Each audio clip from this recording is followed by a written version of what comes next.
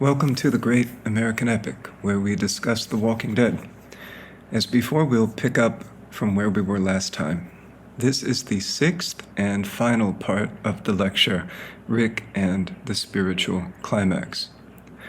Let's return to Rick during his epiphany under the tree.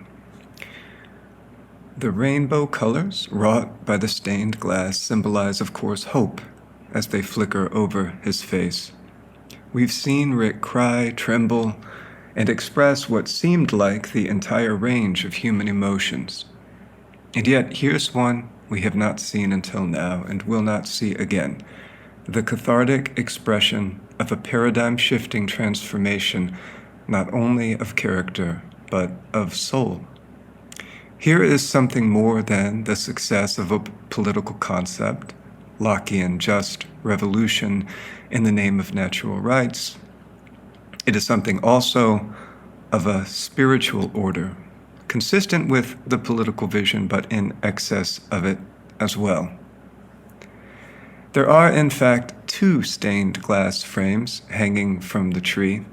Both are rectangles, and stained glass is, of course, evocative of cathedrals more than anything, where the aesthetic philosophy holds that light, emblematic of truth, transmutes the transcendent into the immanent in a beautiful way. Why two frames, though? This is more poetic attention to detail. One of them hangs horizontally, the other vertically. By now, I think we know who is who. The vertical is Rick, not only the military victor, but the spiritual one. It's a surprise to him, too. That's the nature of an epiphany. That the whole thing would resolve. That there would be a how to attain Carl's dying wishes.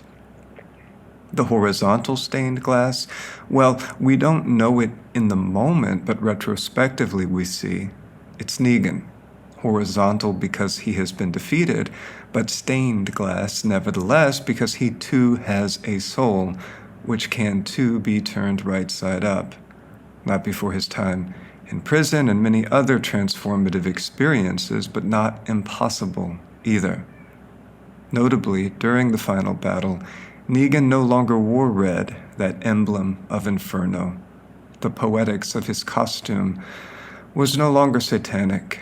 His shirt was just white, just like Rick's was when he finally read Carl's letter. This is the narrative arc that supplies the key to the whole hermeneutics of The Walking Dead. Michonne, earlier in Season 8, told Carl, quote, "This is your show." This might not have made much sense at the point Carl died off not too many episodes later, but ultimately, to the extent that Carl's death and his way of responding to it transforms Rick, and how much this impacts everything else, we can indeed read Michonne's words on their meta level. It is Carl's show, in a sense. He was, in part, the spiritual showrunner, the hero who helped change everything on that most important of all levels, the metaphysical one, revealing arguably the most significant themes of the epic overall. We have discussed now the acme, the climax. What of the rest of Rick's story? It doesn't end only with epiphanic mercy.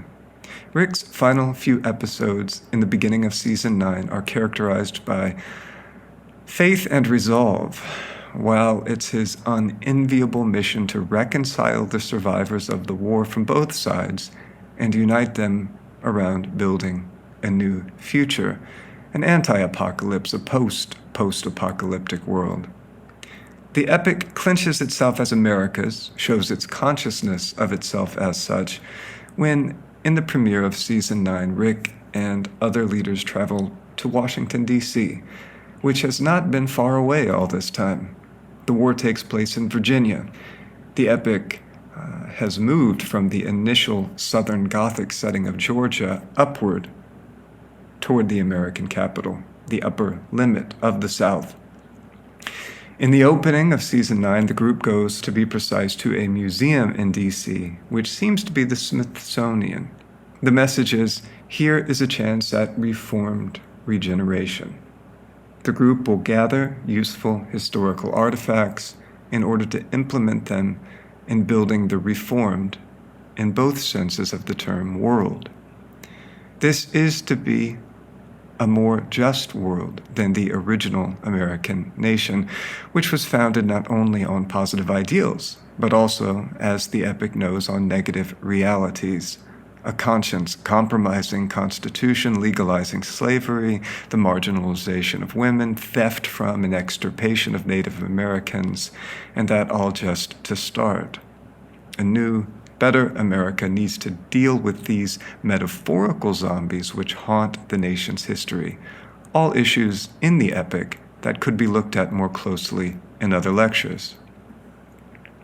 Rick's final episode, 9-5, has him depart as a loving martyr. The epic in this period expressly uses the word love repeatedly and emphatically. Rick's loving martyrdom, which composes the denouement of the spiritual climax, is something I will save, so to speak, for a separate lecture. It is sufficiently complex and significant in its own right and deserves to be the center of a discussion, not merely the conclusion to this one. That said, Rick's final act of love and the surreal visions he has, there are 4 of them, that lead up to it, prove how transformative and consequential the spiritual epiphany of Season 8 was. Rick's valor, the epic capstone to his heroism, involves more than bravery, cunning, or strength. Involves, as well, something of a categorically different nature from these. Therefore, I hate to some extent to end this lecture without analyzing Rick's loving martyrdom and those final visions and acts. But that's what I'm going to do, and by way of conclusion to this lecture, I will skip ahead to what became the legacy phrase that concluded the epic overall, quote, "We are the ones who live." The point, obviously, is not literal life, for many die who don't deserve to, and many live who trouble the world. For Rick and all of the community of our epic heroes, to say that they are the ones who live is to emphasize the life of the soul, the spiritual life. That to live is to love, to believe, to show, among other things, grace and mercy, to forgive, to hope, to address and alleviate injustices. To live is not, after all, to survive. Different epics in history express different ideals, depending on the nation/culture that composed them. The great American epic, centrally in the character of Rick, gives us these. I will end here for now with much more to discuss in other lectures.